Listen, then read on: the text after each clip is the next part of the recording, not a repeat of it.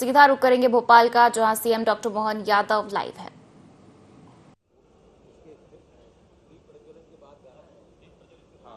दीप प्रज्वलन के बाद हाँ हाँ हाँ।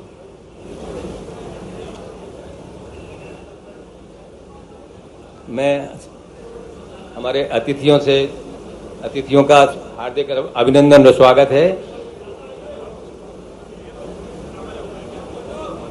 हाँ बात ये अब वो अरे वो तो रह गया वो। बंधुओं, मैं माननीय अतिथियों से आग्रह करूंगा कि कृपया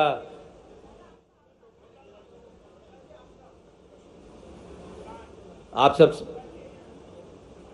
माननीय अतिथियों से आग्रह है कि कृपया दीप प्रज्वलन करने के लिए पधारें। सभी अतिथियों से आग्रह है कि दीप प्रज्वलन के लिए पधारें और नानाजी देशमुख, जयप्रकाश नारायण जी और भारत माता के चित्रों पर माल्यार्पण करें। माननीय कप्तान सिंह जी, माननीय पांडे जी, मेघराज जी पधारें कृपया। माननीय अशोक पांडे जी,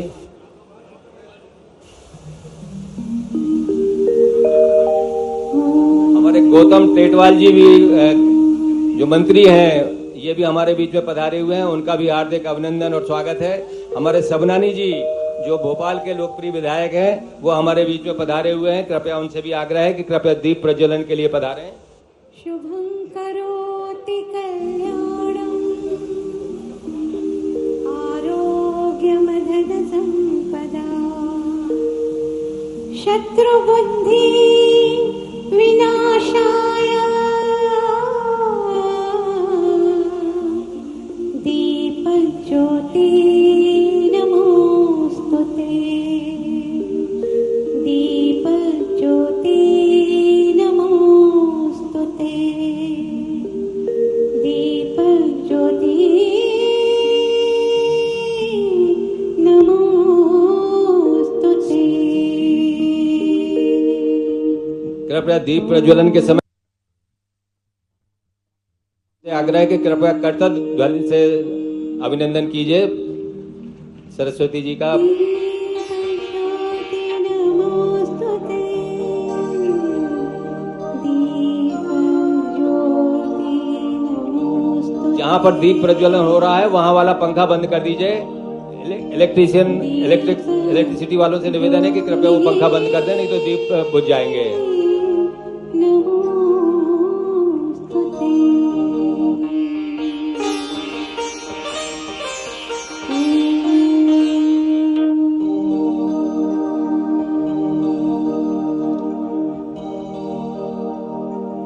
दीपज्योति नमोस्तुते दीपज्योति नमोस्तुते दीपज्योति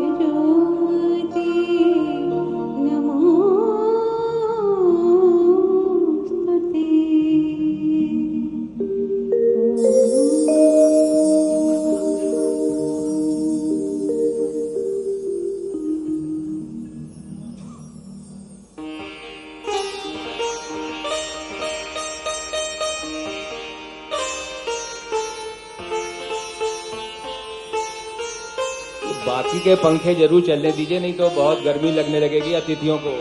कृपया बाकी पंखे चला दीजिएगा।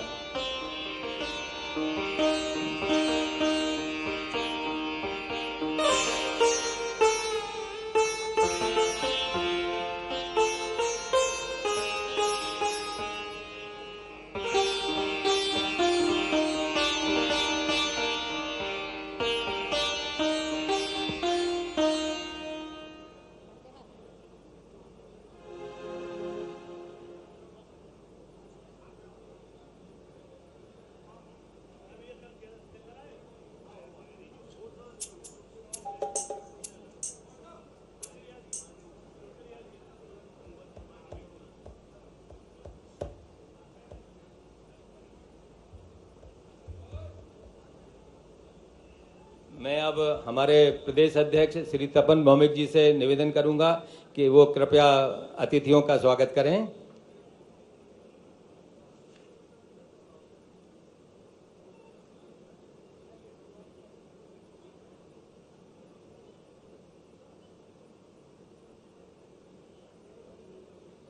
ये अपने आप लोक मंच पर नहीं आए, ये हमारा आपसे विनम्र आग्रह है, अन्यथा आपको किसी अप्रिय स्थिति का सामना करना पड़े तो फिर आपको ठीक नहीं लगेगा। अब हमारे तपन भौमिक जी जो प्रदेश अध्यक्ष हैं वो श्री महामहिम राज्यपाल श्री थावरचंद जी गहलोत उनका स्वागत करेंगे। माननीय गहलोत जी का क्यों माननीय मुख्यमंत्री जी के आग्रह पर कर्नाटक के राज्यपाल माननीय थावरचंद जी गहलोत पधारे हैं। आज माननीय मुख्यमंत्री जी उनको ताम्रपत्र भी भेंट करेंगे। ये हम सबका सौभाग्य की बात है कि आज हमारे बीच में कर्नाटक के राज्यपाल श्री गहलोत साहब उपस्थित हैं।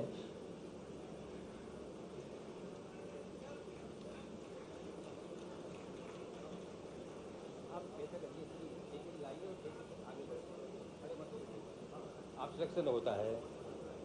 माननीय मुख्यमंत्री जी का स्वागत कर रहे हैं हमारे प्रदेश अध्यक्ष श्री तपन भौमिक जी। साल श्रीफल और स्मृति चिन्ह से उनका स्वागत कर रहे हैं।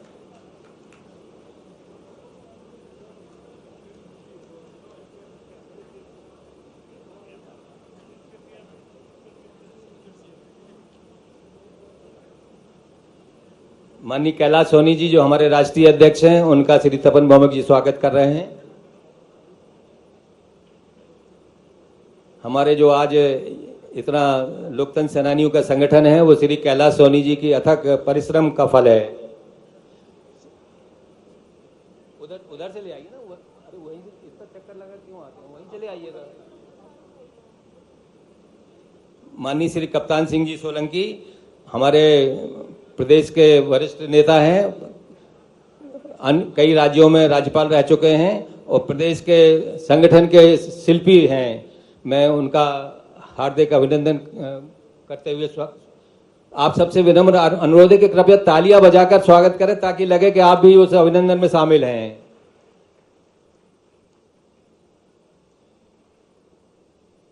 माननीय मेघराज जी हमारे वरिष्ठ शिल्पी हैं।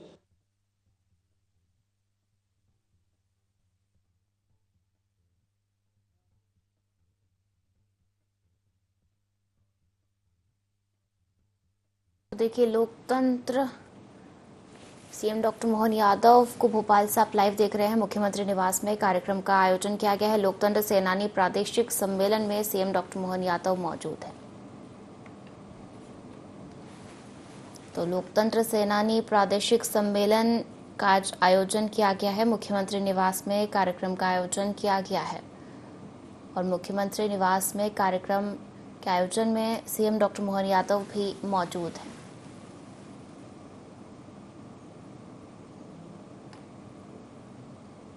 तो भोपाल से ये सीधी तस्वीरें आप देख रहे हैं जहां लोकतंत्र सेनानी प्रादेशिक कार्यक्रम का आयोजन मुख्यमंत्री निवास में किया गया है। सीएम डॉक्टर मोहन यादव भी कार्यक्रम में शामिल होने पहुंचे हैं।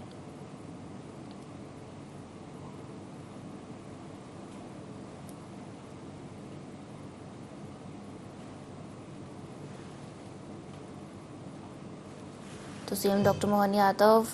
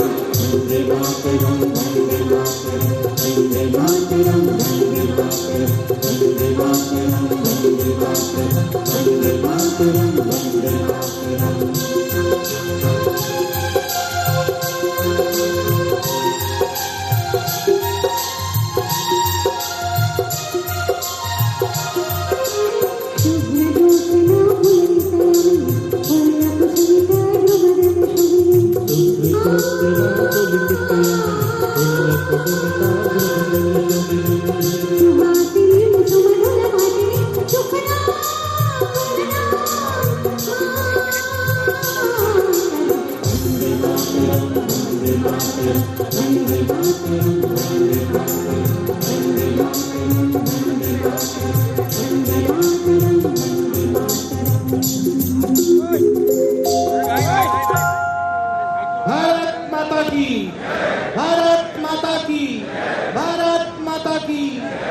मैं अब माननीय तपन भौमिक जी जो हमारे प्रदेश अध्यक्ष हैं, उन्होंने अभी अतिथियों का इस स्वागत और अभिनंदन में शामिल हो जाएंगे।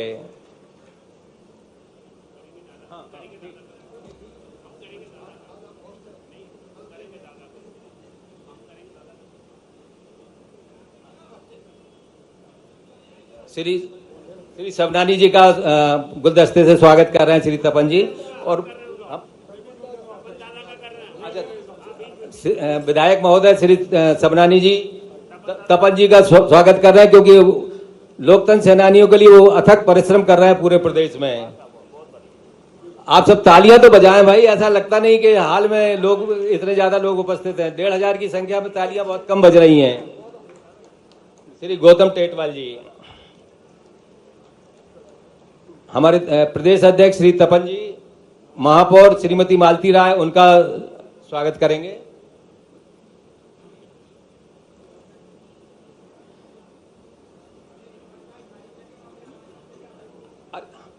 पहले प्रथम महापौर, उसके बाद सांसद। प्रथम महापौर, उसके बाद सांसद।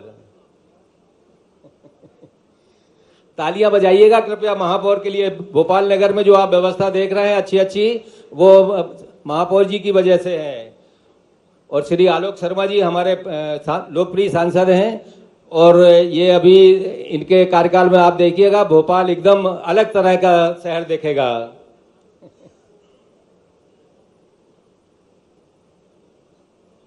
श्री रामेश्वर शर्मा जी हमारे विधायक हैं भोपाल से, उनका स्वागत श्री तपन जी कर रहे हैं।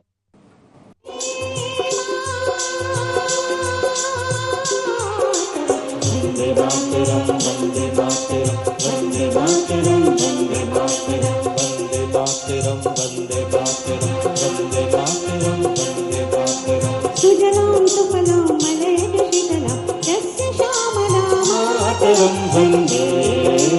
सुजलां सुफलां मलयजशीतलां यस्य श्यामलां मातरं वन्दे।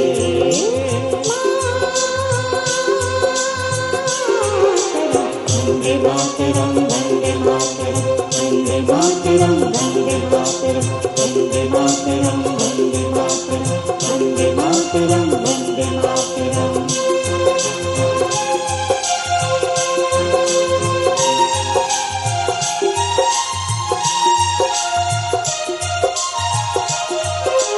शुभ्रज्योत्स्ना पुलकितयामिनी पुल्लकुसुमिता ध्रुवदर्शोभिनी। शुभ्रज्योत्स्ना पुलकितयामिनी पुल्लकुसुमिता ध्रुवदर्शोभिनी। सुहासिनी सुमधुरभाषिनी सुखदां वरदां मातरं।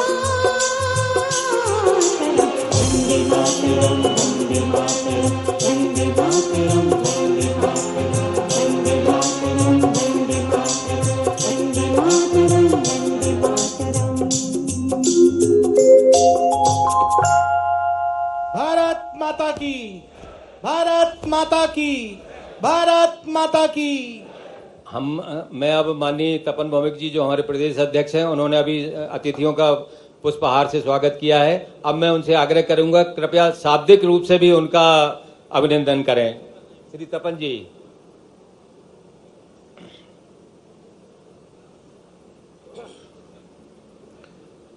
जीवन पुष्प चढ़ा चरणों पर, जीवन पुष्प चढ़ा चरणों पर, मांगे मातृभूमि से यह वर।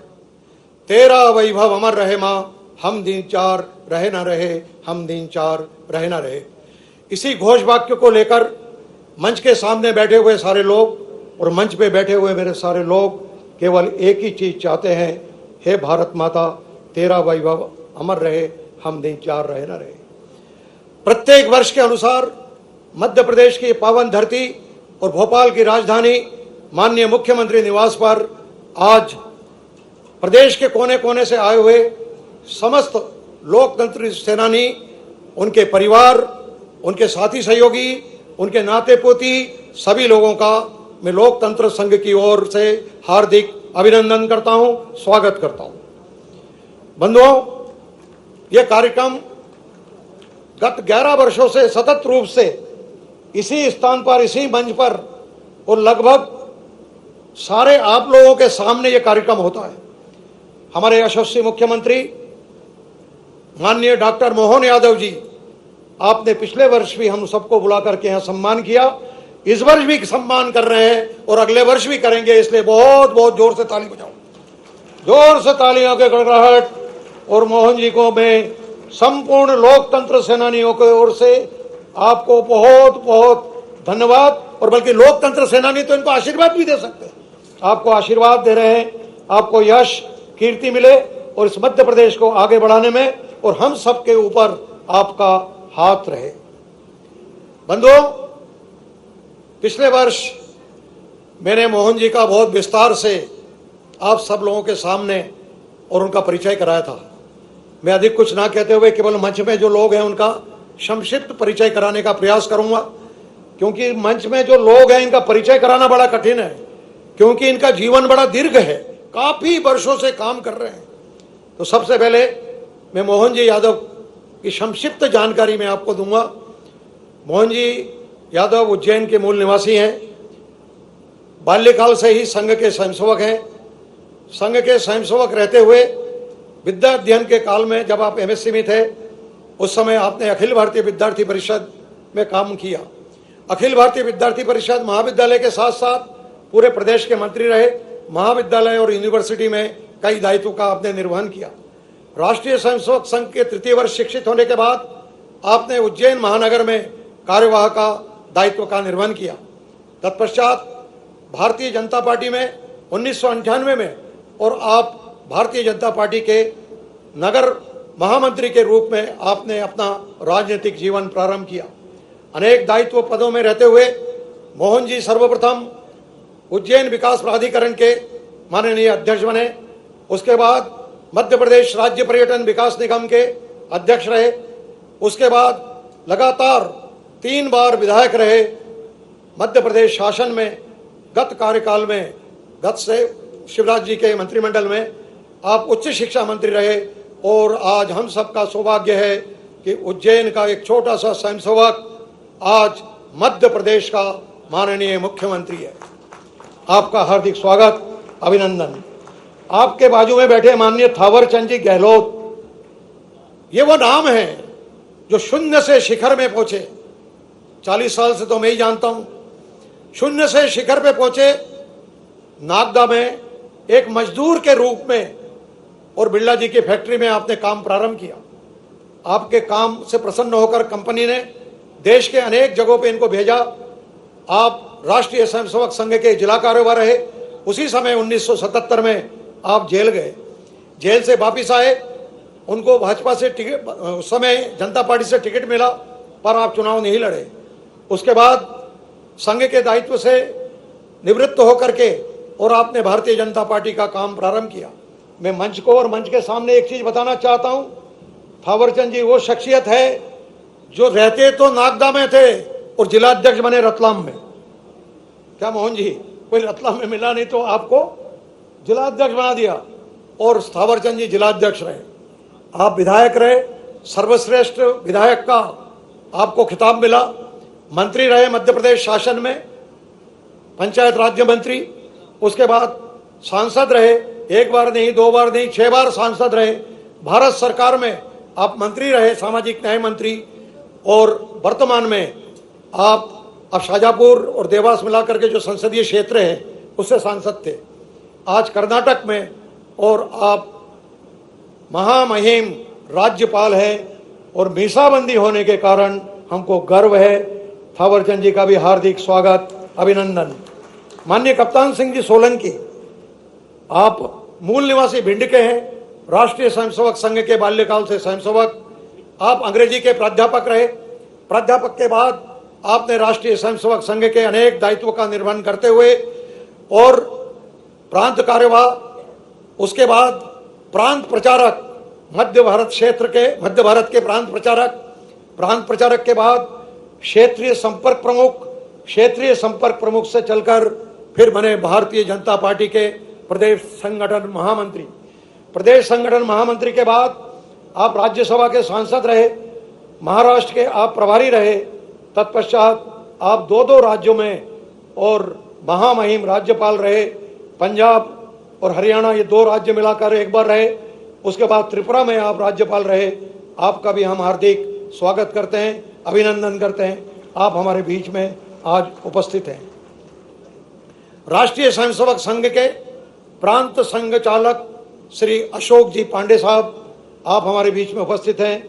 आप भी मीसा में बंद थे, आपके ऊपर भी अत्याचार हुआ, लेकिन देखो भाग्य की क्या परिणति, जो व्यक्ति मीसा में था वही आगे जाके न्यायाधीश बन गया और आप न्यायाधीश के रूप में काफी वर्षों तक आपने काम किया। वर्तमान में आप मध्य भारत प्रांत के माननीय प्रांत संघ चालक हैं। आपका भी मैं हार्दिक अभिनंदन करता हूं, स्वागत करता हूं। कैलाश सोनी ये वो नाम है जिसने करेली में इस संगठन की स्थापना की थी मेरे साथ, मेघराज जी के साथ। मेघराज जी हमारे संरक्षक हैं। उन्होंने पहले ही दिन कहा था कि ये जो लोकतंत्र सेनानी संघ है ये भिखारियों का संगठन नहीं है, ये मांगने वाले संगठन नहीं है। इन्होंने तो पूरे देश को दिया, इसलिए मांगने का संगठन नहीं है, ये तो राष्ट्र भक्तों का संगठन है। ऐसे हमारे कैलाश जी सोनी राज्यसभा सदस्य रहे, आपका भी स्वागत अभिनंदन है। अब हमारे बीच में कृष्णा गौर जी हैं। आप गोविंदपुरा से विधायक हैं और साथ ही मध्य प्रदेश शासन में मंत्री हैं। उन्हीं के बाजू में बैठे हैं हमारे जो वर्षों से भारतीय जनसंघ के समय से हमारे साथ काम कर रहे हैं, अजय बिश्नोई जी। आप वर्तमान में विधायक हैं जबलपुर के एक विधानसभा से। हमारे बीच में एक मंत्री है तुलसी सिलावट भाई। तुलसी सिलावट जी को जब जब हम बुलाते हैं तब तक आप आते हैं यहाँ पर। छात्र राजनीति में इंदौर में आप जेल में बंद थे, लेकिन वो उस समय उधर थे। आज सौभाग्य से हमारे साथ हैं, तो निश्चित रूप से जोरदार ताली बजा करके कैलाश जी का सम्मान करें। उन्हीं के बाजू में बैठे हैं हमारे मध्य प्रदेश शासन के यशस्वी मंत्री और सारंगपुर से आप विधायक हैं और मध्य प्रदेश शासन में आप मंत्री हैं, माननीय गौतम टेटवाल जी। आपके बाजू में भगवान दास सबनानी, बहुत बड़े सामाजिक कार्यकर्ता हैं।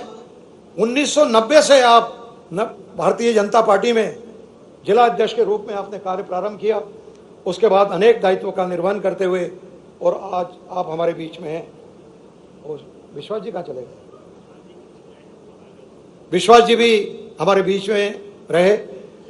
और हमारे बीच में आलोक जी शर्मा भोपाल के सांसद हैं, भोपाल के महापौर रहे, युवा मोर्चे के मंडल अध्यक्ष से आपने कार्य प्रारंभ किया और आज भोपाल सांसद के रूप में हम सबका काम देख रहे हैं। अभी संपूर्ण मध्य प्रदेश के प्रत्येक जिले में भारतीय जनता पार्टी द्वारा जो कार्यक्रम किया गया उसके आप संयोजक थे। उनके बाजू में बैठे हैं एज एक्सपेक्टेड जनता ने अपना फैसला सुना। इंदिरा गांधी अपने गढ़ रायबरेली से पूरी तरह से हार गई। 21 मार्च 1977 को आपातकाल रद्द हुआ। मोरारजी देसाई प्रधानमंत्री बने। आपातकाल पर जांच बैठी, संविधान के कई सारे बदलाव को अंडू कर दिया। छी, धिक्कार है सर, हमारे देश में इतना कुछ हुआ और हमें पता तक नहीं है। इसलिए तो प्रधानमंत्री नरेंद्र मोदी ने 25 जून को संविधान हत्या दिवस के रूप में घोषित किया। समझे? चलो, ये तुम्हारी जिम्मेदारी है कि संविधान के वैल्यूज बने रहे। बच्चों, एक जिम्मेदार नागरिक होने के नाते हम सबका कर्तव्य बनता है कि संविधान के बताए मार्ग पर हम सब चलें और भारत को विकसित देश बनाएं। खूब पढ़ो, खूब आगे बढ़ो। हमारा संविधान हमारे वर्तमान और हमारे भविष्य का मार्गदर्शक है। आज देश में संविधान सर्वोपरि है। आज भारत मदर ऑफ डेमोक्रेसी भी है और लार्जेस्ट डेमोक्रेसी भी। जय हिंद। बंधुओं, हमारे लोकतंत्र सेनानियों से संबंधित एक ऐतिहासिक रैली की जहां अपने राष्ट्र कवि रामधारी सिंह दिनकर की पंक्तियां खूब गूंजी। सिंहासन खाली करो, जनता आती है। फिर क्या? जब सत्ता के टॉप पर बैठा हुआ कोई भी अपने आप को सिस्टम से भी ऊपर समझता संविधान का कभी सम्मान न करता हो, उसका क्या हो सकता है? उसी दिन इंदिरा गांधी ने अपनी सत्ता बचाने के लिए एक खतरनाक कदम उठाया, जिसने पवित्र संविधान के मूल्यों की हत्या कर दी। संविधान के आर्टिकल 352 का दुरुपयोग करके देश में आपातकाल लगा दिया। भाइयों और बहनों, राष्ट्रपति जी ने आपातकाल की घोषणा की है। 25 जून 1975 की रात से ही देश में लागू हो गई इमरजेंसी।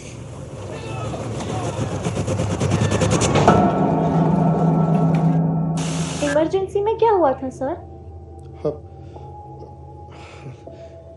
देखो बेटा, एक दिन सुबह उठकर ना तुम्हारा मोबाइल चले, ना टीवी चले, ना रेडियो पे न्यूज आए, सोशल मीडिया पे ना कोई पोस्ट डाल सको, ना कोई स्टोरी बना के रख सको, तो क्या होता? अरे बाप रे। हाँ, वैसा ही हुआ था। उस समय ना इंटरनेट था ना मोबाइल। रातों रात कई न्यूज़पेपर प्रेस की बिजली काट दी ताकि दूसरे दिन अखबार न छपे। अरे कई नेताओं को जेल में डाल दिया ताकि वे लोग इमरजेंसी के खिलाफ आवाज न उठा सके। 26 प्रातःकाल मेरे खिलाफ वारंट था। Darkest period for Indian democracy. What? एक आजाद देश में ऐसा कोई कैसे कर सकता है? This is dictatorship. अगर मैं तब होती तो इस पर ब्लॉग लिखती। कैसे लिखती तू? तानाशाही ने लोगों के सारे राइट्स का गला घोट दिया था। गला घोट दिया गया था? ओह सर, अब मैं समझा पोस्टर में हत्या शब्द क्यों लिखा है। एक बार नहीं, पीएम इंदिरा गांधी ने बार बार संविधान का मजाक बनाया, बार बार उसमें बदलाव किए, सिर्फ और सिर्फ अपनी सत्ता बचाने के लिए। प्रेस और मीडिया पर कठोर सेंसरशिप लाद दी गई। पुरुषों की जबरन नसबंदी तक उस दौर में हुई। यहां तक कि सरकारी अधिकारियों को नसबंदी के टारगेट्स दिए जाते थे और जो पूरा न कर सके ना, उसको कीमत चुकानी पड़ती थी। यकीन नहीं होता हमारे देश को इतने बुरे दौर से गुजरना पड़ा। ये तो सच में डार्केस्ट पीरियड था सर। इतना ही नहीं, इंदिरा गांधी सरकार ने बड़े स्तर पर डिमोलिशन अभियान चलाया। दिल्ली के तुर्कमान गेट और कई दूसरे क्षेत्रों में न जाने कितने घर गिरा, जिससे दंगे भड़के, कई लोगों की जान गई। सर, आपने भी देखा था क्या ये बुरा समय? हाँ बेटा, मैंने ही नहीं, आज के प्रधानमंत्री नरेंद्र मोदी जैसे हजारों लाखों युवा ने देश भर में आपातकाल का पुरजोर विरोध किया। देश भर में लगातार प्रोटेस्ट हुए। लोग आर्टिकल्स लिखते थे, छिपकर छापते थे, कार्टून्स बनाते थे, पर्चियां बांटते थे, और जो लोग जेल में बंद थे ना, उनके परिवार को मदद भी करते थे। सर, इस टॉर्चर का आखिर एंड कब हुआ? बेटा, एक दो नहीं, पूरे 21 महीने देश ने ये कालाकाल झेला। और फाइनली जनवरी 1977 में जब लोकसभा के चुनाव हुए तो एज एक्सपेक्टेड जनता ने अपना फैसला सुनाया। इंदिरा गांधी अपने गढ़ रायबरेली से पूरी तरह से हार गई। 21 मार्च 1977 को आपातकाल रद्द हुआ। मोरारजी देसाई प्रधानमंत्री बने। आपातकाल पर जांच बैठी, संविधान के कई सारे बदलाव को अंडू कर दिया। छी, धिक्कार है सर, हमारे देश में इतना कुछ हुआ और हमें पता तक नहीं है। इसलिए तो प्रधानमंत्री नरेंद्र मोदी ने 25 जून को संविधान हत्या दिवस के रूप में घोषित किया है। समझे? तो बच्चों, ये तुम्हारी जिम्मेदारी है कि संविधान के वैल्यूज बने रहे। बच्चों, एक जिम्मेदार नागरिक होने के नाते हम सबका कर्तव्य बनता है कि संविधान के बताए मार्ग पर हम सब चलें और भारत को विकसित देश बनाएं। खूब पढ़ो, खूब आगे बढ़ो। हमारा संविधान हमारे वर्तमान और हमारे भविष्य का मार्गदर्शक है। आज देश में संविधान सर्वोपरि है। आज भारत मदर ऑफ डेमोक्रेसी भी है और लार्जेस्ट डेमोक्रेसी भी। जय हिंद। बंधुओं, हमारे लोकतंत्र सेनानियों से संबंधित जो परिपत्र और लेख वगैरह हैं वो श्री महेंद्र नाहर जी ने एक स्मारिका के रूप में प्रकाशित की है। उसका विमोचन माननीय मुख्यमंत्री जी करेंगे और एक प्रधानमंत्री जी के जो संस्मरण वगैरह है उनकी जो डायरी है वो सांसद श्री आलोक शर्मा जी के द्वारा माननीय मुख्यमंत्री जी से विमोचन कराया जाएगा।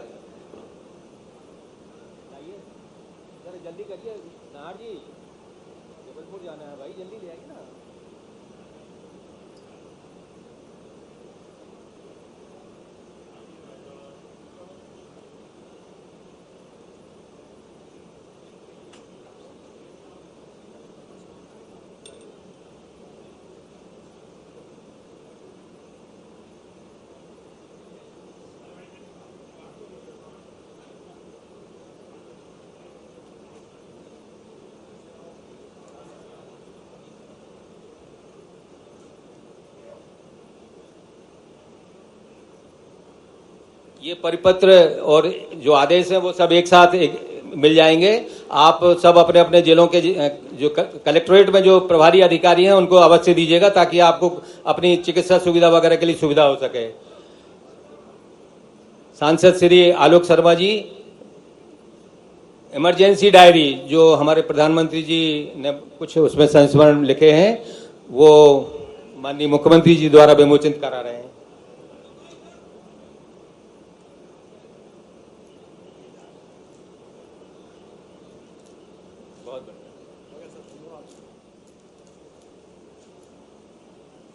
इमरजेंसी डायरी में माननीय श्री नरेंद्र मोदी जी जो हमारे प्रधानमंत्री जी हैं उन्होंने भी अपनी कुछ चीज़ें लिखी हैं आपातकाल के दौरान की, उसका भी माननीय मुख्यमंत्री जी और हमारे राज्यपाल कर्नाटक के श्री थावरचंद गहलोत विमोचन कर रहे हैं। अब मैं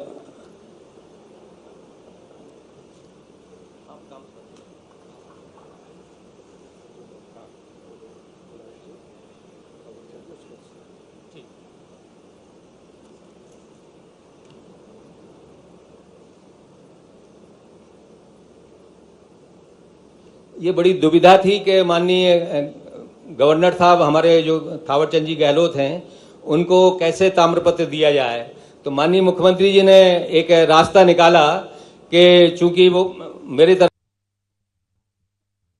संगठन रहे ऐसे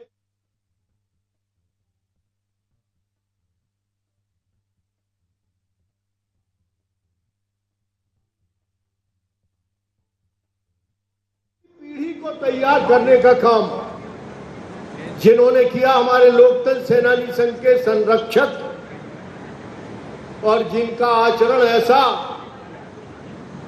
कि सच्चाई के लिए हम उनकी सौगंध खा सकते हैं, ऐसे श्रद्धेय मेघराज जी जैन इस अवसर पर बहुत ताली जरूर बजाइएगा। आप सबकी ओर से अभिनंदन हो जाएगा। माननीय श्री कप्तान सिंह जी को भी भेंट करेंगे ताम्रपत्र।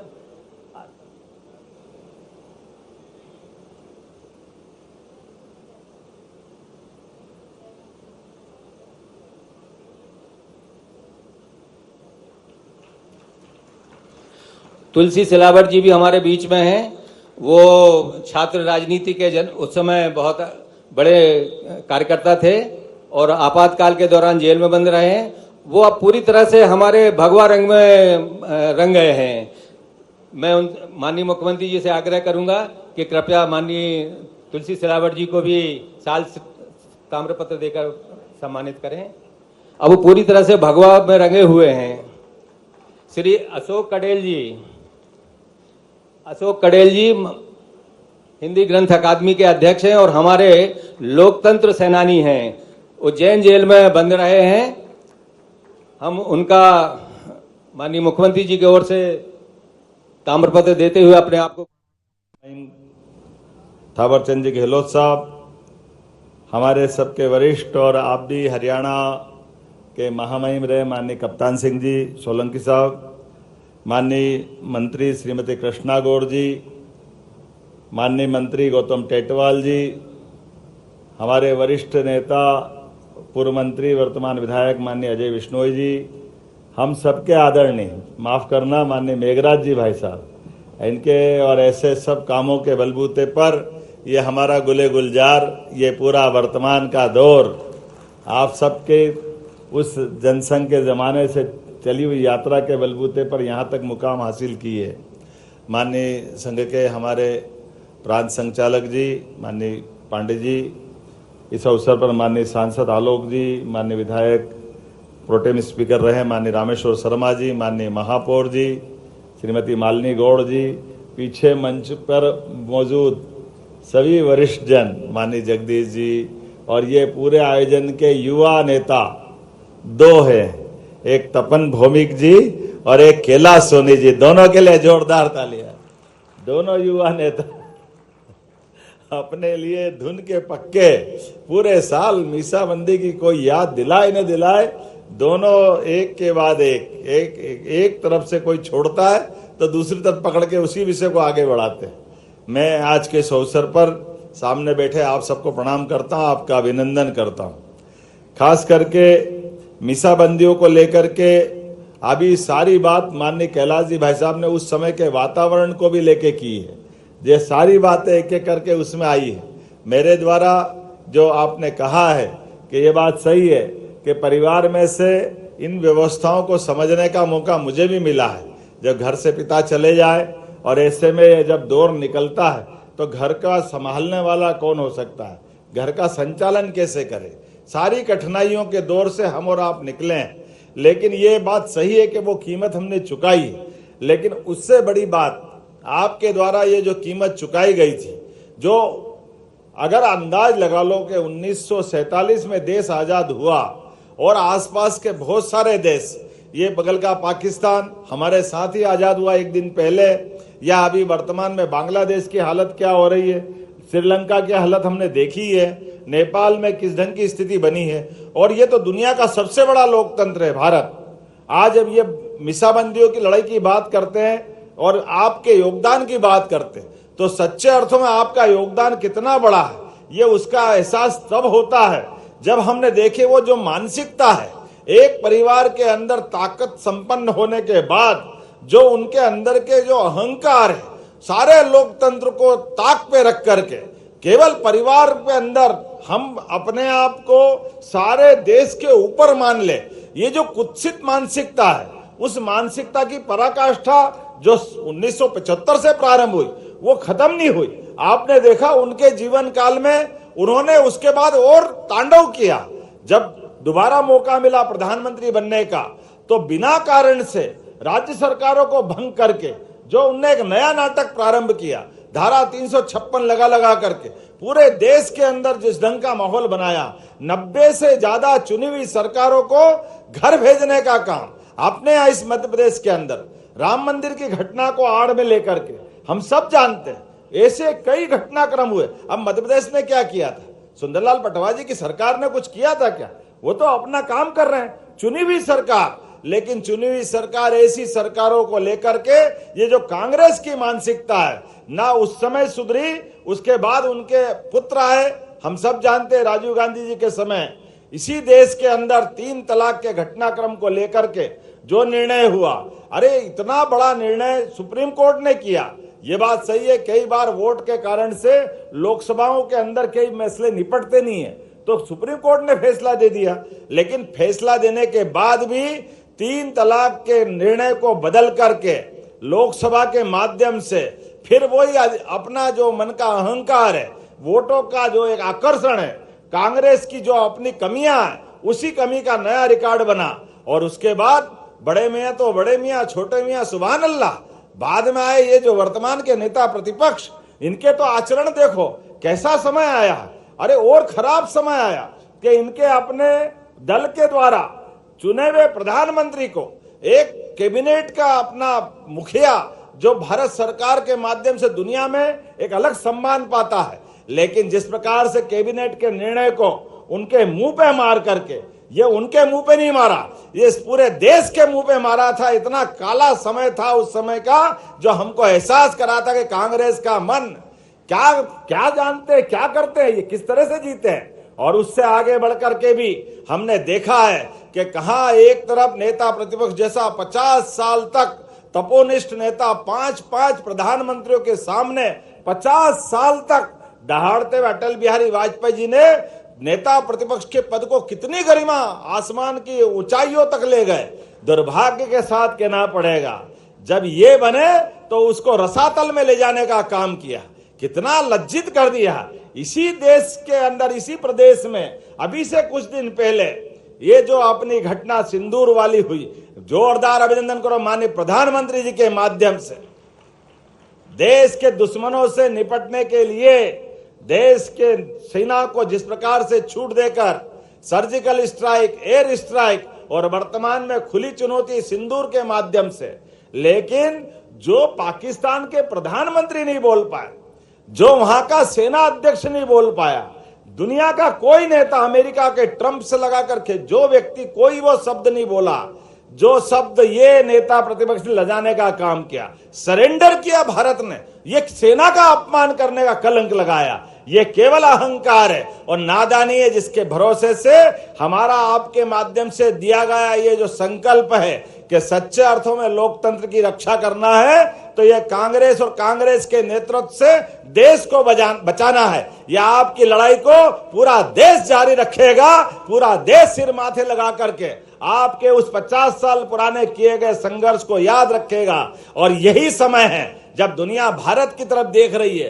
भारत में यशस्वी प्रधानमंत्री के नेतृत्व में जिस प्रकार से अलग अलग प्रकार से हमारी सनातन संस्कृति के उच्चतम मापदंड स्थापित हो रहे हैं, दुनिया भारत के उस लोकतंत्र की जड़ों को देखती है। हाँ, लोकतंत्र की जड़ें कितनी गहरी है। हमारे भारत की तरफ देखो, 5000 साल पहले भी भगवान कृष्ण ने द्वारका में अपने पुत्र को राजगद्दी नहीं दी। ये हमारा देश का लोकतंत्र कहता है। 2000 साल पहले विक्रमादित्य ने शकों को परास्त करने के बाद अपने पुत्र को गद्दी नहीं दी। ये हजारों लाखों साल का हमारा इतिहास है, जो सच्चे अर्थों में लोकतंत्र की जननी के नाते से जाना जाता है। तो मैं मान के चलता हूं, आज के इस अवसर पर आप सबके माध्यम से जब प्रदेश भर के सारे ऐसे लोकतंत्र सेनानियों का सम्मेलन हो रहा है, ऐसे में हमारी सरकार कुछ काम कर दे तो ऐसा लगता कि सच्चे अर्थों में हमारी सरकार बनाना सार्थक हो गया। मेरी अपनी ओर से आप सबको बधाई देता हूं, आपको प्रणाम करता हूं, आपके उस संघर्ष को स्मरण करते हुए नमन करता हूं। और जो जो आपने बात कही थी वो सारी की सारी बातें हमने पूरा करने का प्रयास किया है। लेकिन उससे आगे बढ़कर भी अभी और भी हमने कुछ चीजें सोची है। जैसे 70 साल से ऊपर वाले सारे स्वतंत्रता सेनानियों को आपको आयुष्मान कार्ड निःशुल्क जो दिया जाएगा, ताकि आपका इलाज पूरा तौर पे सरकार की चिंता रहेगी, आपको स्वयं को चिंता करने की जरूरत नहीं। और किसी कारण से अब करेली में रहते हैं हमारे माननीय कैलाश जी, और आपको कोई भगवान न करे अगर वहां से लेके जबलपुर या दिल्ली बंबई भी जाना पड़े, तो पीएम एयर एम्बुलेंस के माध्यम से सारे मित्रों के लिए ये व्यवस्था हम हमारी सरकार के माध्यम से देने वाले। आपका सबका वो जो योगदान है पीएम एयर एम्बुलेंस के माध्यम से, या जो हमारी सरकार ने सबकी चिंता की, तो सबसे पहली चिंता तो लोकतंत्र सेनानियों की होगी। होना चाहिए कि नहीं होना चाहिए? आपकी चिंता नहीं होगी तो किसकी होगी?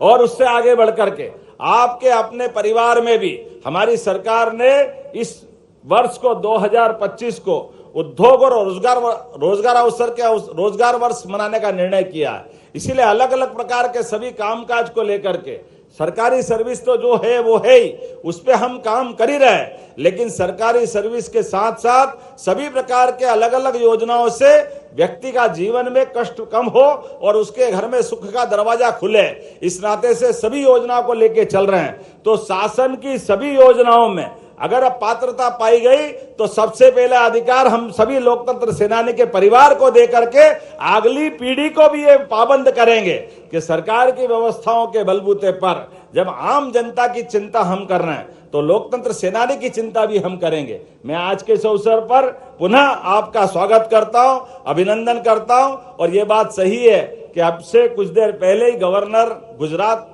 हमारे जबलपुर में उतर चुके हैं, उनके साथ प्राकृतिक खेती का एक बड़ा कार्यक्रम होने वाला है। इस नाते से मुझे वहां जाना था, लेकिन चूंकि अपना कार्यक्रम और आपका हमारा कार्यक्रम, और ऐसे में कप्तान सिंह जी भाई साहब, थावरचंद जी भाई साहब और पूरा मंच है, तो मैं कैसे छोड़ के जा सकता था। हमने थोड़ी अनुमति ले ली, लेकिन अब मुझे लगता है कि हमारा ये कार्यक्रम यहाँ आकर के अगले दिन के लिए, मतलब अगला दिन मतलब हमारे पास जो संकल्प है इन व्यवस्थाओं के बलबूते पर लोकतंत्र को ये झूठे लोग आज कितनी बेदर्दी से बोलते, कैसे बोलते शर्म भी नहीं आती।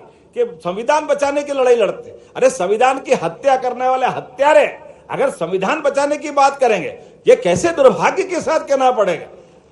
जिनने अंबेडकर जी की आत्मा को दुखाया, जीते जी कष्ट दिया, मरने के बाद भी उनका अंतिम संस्कार दिल्ली में नहीं करने दिया, चुनाव लड़ने गए तो चुनाव नहीं जीतने दिया, ये बेदर्दी से बोलते कि हम अंबेडकर जी का ध्यान रखेंगे। अंबेडकर जी के जीवन में जितने कष्ट आए वो सब कांग्रेस के दरवाजे से आए। आज के इस अवसर पर ये पूरे भाव और मनोभाव के आधार पर हमारी पार्टी भारतीय जनता पार्टी आप सबके सहयोग से इन सभी हमारे लोकतंत्रों के, खास करके कांग्रेस के अतीत के साथ लोकतंत्र के विरोधियों से निपटती रहेगी।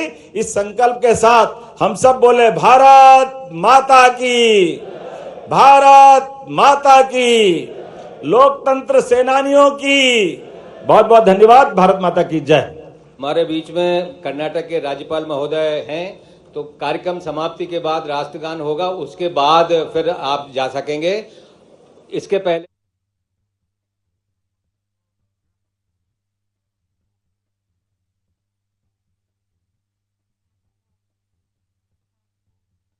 आयोजन किया गया है। लोकतंत्र सेनानी प्रादेशिक सम्मेलन का आयोजन किया गया है। तो मुख्यमंत्री डॉक्टर मोहन यादव ने संबोधित किया और सीएम हाउस लोकतंत्र सेनानी पहुंचे। मुख्यमंत्री निवास में कार्यक्रम का आयोजन किया गया।